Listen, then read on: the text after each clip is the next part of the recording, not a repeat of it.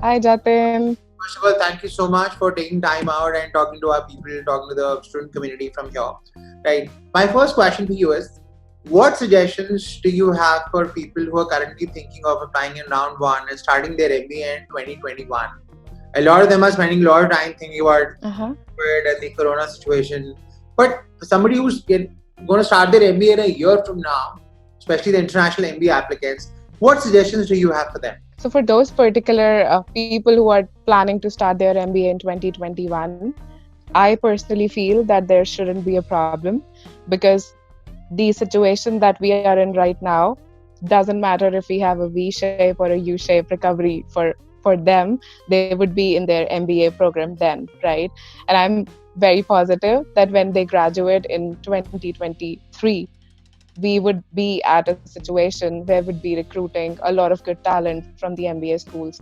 So I don't think that there should be a problem, and they should definitely be continuing to go through the grill and go to that MBA program that they want to. Another thing that I wanted to ask you, so you came from an IT background and now you're moved to consulting. How did your MBA impact your career?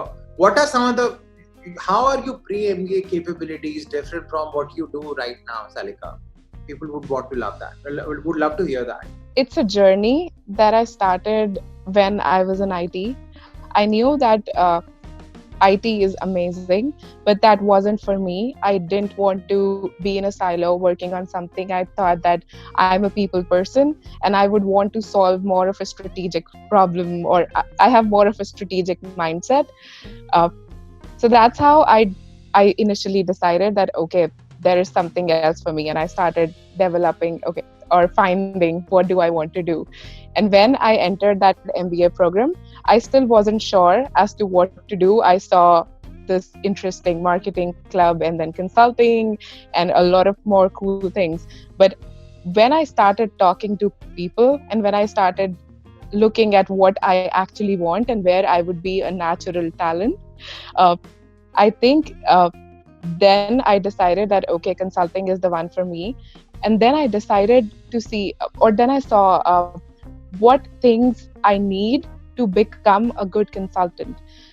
I need to develop that consulting mindset. I need to think more strategically, more out of the box, less into the weeds and more as to the so what of the problem. And that is how my MBA started training me into becoming this person that I am now. And even after that, the learning didn't stop, right? It's a learning curve. So it continued, and it is continuing till now. I am learning a new thing every day. And I think if you want to do the same thing, if you're up for learning, then it is the career path for you. What suggestions do you have for people, Salika, who are looking at careers in consulting? A lot of Indian applicants tend to have consulting goals in their applications, in their essays. At times, a lot of them don't even know why they want to look at consulting. What suggestions do you have for them so that they can start exploring what is out there for them? How would the future look?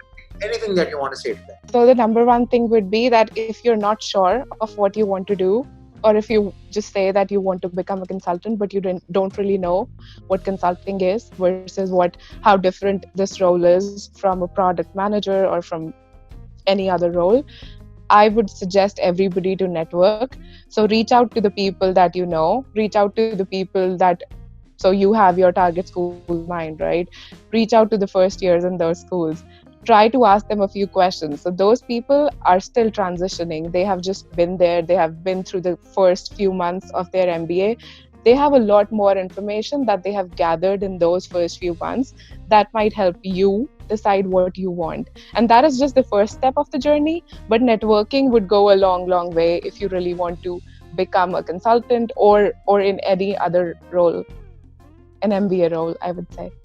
What suggestions do you have for the masses, the Indian IT applicants who come from TCS, Infosys, Wipro, and they're applying to global MBA programs?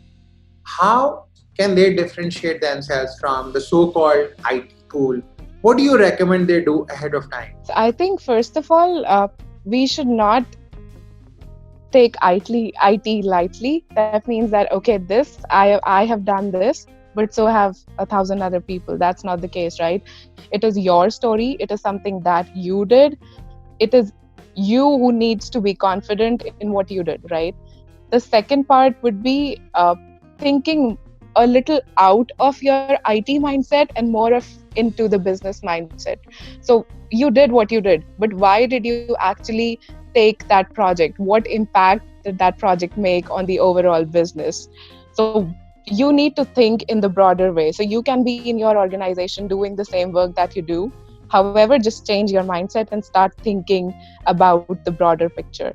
And that will give you a lot more stories and a lot more confidence in what you actually do. Now, this is my last question for you. What suggestions do you have for people who, not just for this year, people who start their application journey? And you were an example for me. You're still an example for me, and I talk about you, Mm-hmm. where you had 3.2 crores of scholarships, Salika. You for us was a broke the record. You That broke, was good. I thank all the schools. but exactly. So a lot of people start with thinking about scholarships right on the first day, But when you and I experienced, we didn't know it on day one. Remember, Yeah, we can't yeah, know it on day one, right? exactly. What suggestions do you have for people who are looking at scholarships or looking at getting their MBAs funded by these programs? What would you rather they did?